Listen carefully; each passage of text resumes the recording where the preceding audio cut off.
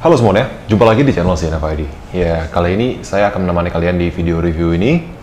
Saya Niko, salam kenal buat yang belum tahu atau yang baru kali ini mantengin channel kita.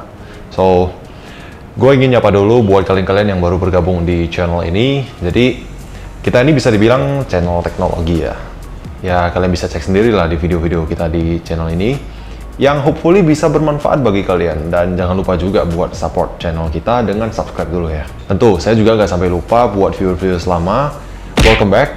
Dan ya sekedar informasi, channel kita ini umurnya udah 1 tahun lebih. Memang bisa dibilang lumayan baru sih, tapi regardless, thank you bagi kalian yang udah mantengin dari dulu.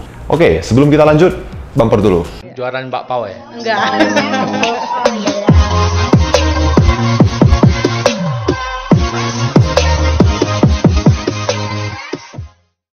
Kali ini kita kedatangan produk lagi dari Indorak. Mungkin kalau kalian ada yang ngikutin update channel kita, ini bakal notice. Kemarin kita udah pernah diajak buat jalan-jalan ke salah satu showroomnya Indorak. Itu linknya nanti kita letakin di sini. Jadi kemarin itu kita ke sana dan kita juga ada nge-review sih itu produknya Indorak. So kali ini Indorak Medan reach out lagi ke kita dan mereka nawarin ini ada satu produk yang mungkin bisa di-review. Dan of course kita juga excited buat ngerjain project itu kan. Tapi kendalanya begini, kemarin Indorak Medan itu kontaknya di tanggal 11 Juli kalau nggak salah. Dan ya kalian tahu di tanggal itu beberapa daerah di Indonesia, bahkan saya rasa mayoritasnya sih, itu sedang PPKM darurat. Salah satunya di Medan. Sehingga kita juga susah mau kemana-mana. Dan pastinya showroom Indorak yang kemarin itu juga membatasi operasionalnya mereka, tutup gitu kan. Jadi ya kita bilang, kirim aja deh barangnya biar kita lihat di studio. Jadi FYI, ini masih tanggal 20 Juli dan kita di studio juga cuma bertiga nih ya. Dan tentu prokes ketat kita jalanin. Ya, barangnya. Ini dia barang yang tadi saya maksud. Jadi kali ini kita kedatangan power supply dari Indocase. Notice gak? Ya, Indocase, Indorak. Oke? Jadi Indocase ini bisa dibilang sub-brandnya lah, atau barangkali sister company-nya si Indorak yang lebih berfokus ke produk-produk aksesori server, misalnya kayak server case, rail kit, KVM switch, power supply, hingga riser card. Nah, bagi yang penasaran, nanti boleh cek di deskripsi, bakal saya letakin link di sana buat ngedownload brosur lengkapnya. Kita balik lagi ke barangnya. Jadi, power supply kali ini bisa dibilang judul besarnya itu power supply mining. Dengan kata lain, fitur-fiturnya bakal lebih berfokus ke mining cryptocurrency. Yang setahu saya ya, ini sedang lumayan ramai dilakuin saat ini. Jadi gua rasa ayo langsung aja kita bongkar. Well, unfortunately kali ini barangnya datang dengan kotak yang kurang estetik kali. Jadi boleh expect segmen unboxing yang estetik atau sinematik gitu ya kan. I'm really sorry, kali ini gua harus ngecewain kalian. So gua buka aja deh. Power cord dan oke, jadi kali ini kita ceritanya power supply buat mining cryptocurrency. Dan kita tahu bahwa mining cryptocurrency itu adalah proses yang menyangkut decoding kali, atau bisa dibilang kalkulasi data yang jumlahnya sangat banyak dan itu repetitif. Jadi kalau kalian yang berkecimpung di dunia crypto mining, pasti tahu kalau awalnya proses mining crypto itu dilakukan dengan menggunakan CPU atau prosesor. Tapi metode ini punya kekurangan yang cukup signifikan sih dari segi jumlah operasi per clock yang bisa dilakukan si CPU itu. Ya memang dulunya masih mungkin untuk ngelakuin hal itu, akan tetapi kita tahu semakin hari mining crypto itu bakal semakin sulit dan bisa dibilang semakin taxing sih untuk si prosesor itu sendiri. Sehingga kalau kita cerita mining crypto di zaman sekarang, metode mining dengan CPU itu udah nggak make sense lagi buat dilakuin. Makanya muncullah teknik mining dengan menggunakan GPU atau Graphics Processing Unit atau graphic card. Atau di Indonesia mungkin sebutannya VGA card ya.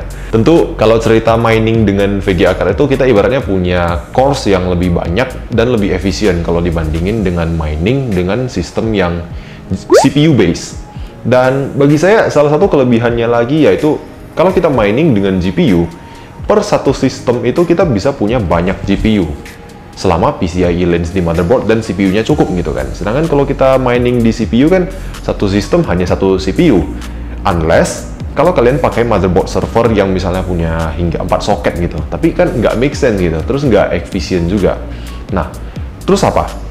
Kalau kalian perhatiin dari tadi, saya ngomong itu sebenarnya kuncinya adalah banyak. Terutama banyak GPU per sistem. Kalian pasti pernah lihat mining rig yang notabene bermodel open rack, terus GPU-nya banyak berderet begitu. Nah, setup yang begitu tentu ada satu hal yang cukup penting mesti diperhatiin, yaitu power atau listrik.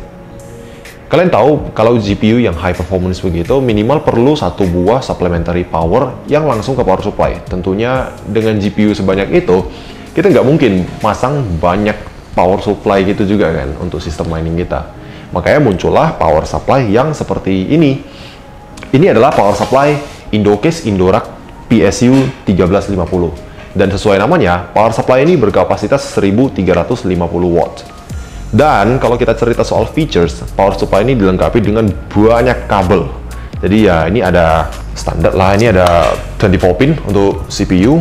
Terus yang biru ini 8 pin untuk CPU power, standar juga. Ini yang ada merah-merahnya ini ya.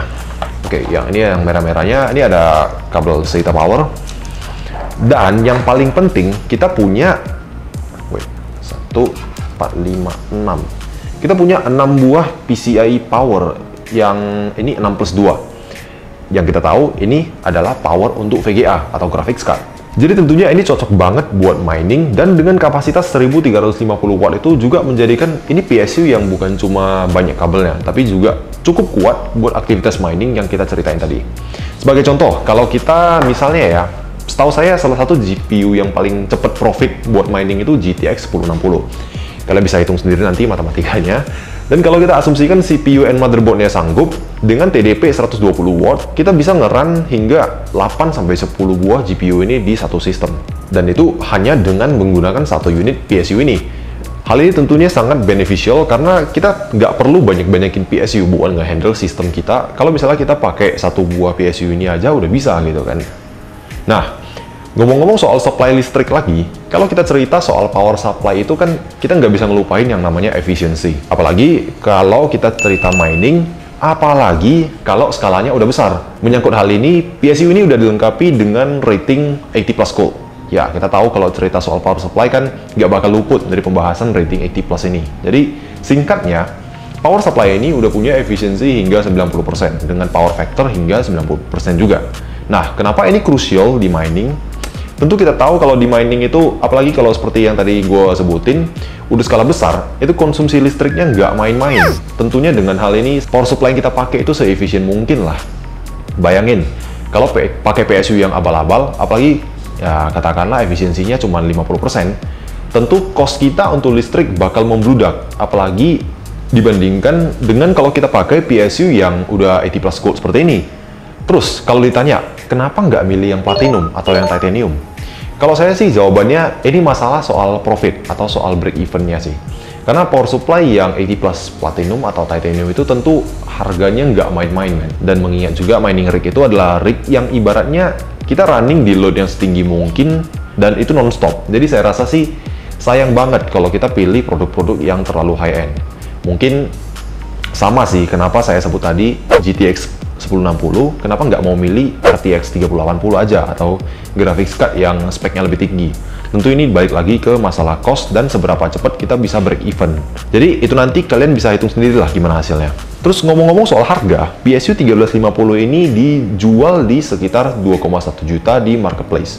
Tentu harga ini cukup ekonomis kalau kita bandingin sama merek-merek kayak Corsair, Cooler Master, atau Seasonic, dan lain-lain yang sama-sama punya rating 80+ gold dengan kapasitas sama.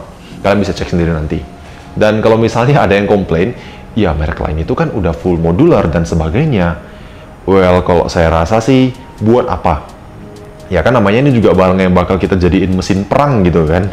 Jadi seperti itulah ya, saya rasa review saya buat produk ini, dan general overview kenapa produk ini cocok buat mining, meskipun sebenarnya banyak produk yang lebih murah atau yang punya spek lebih tinggi. Saya rasa sampai di sini aja video gue kali ini. Saya berharap kalian bisa dapat informasi baru dan bisa berguna buat kalian. Apabila ada yang salah ucap atau kurang berkenan, terus mohon maaf deh ya, namanya juga manusia. Dan sebelum saya tutup, saya harap kalian semua sehat-sehat aja di masa pandemi ini, dan tentunya kita juga berharap pandemi ini cepat berakhir. Jadi, gue rasa itu aja dari saya kali ini. Gue Niko dan sampai jumpa di video selanjutnya.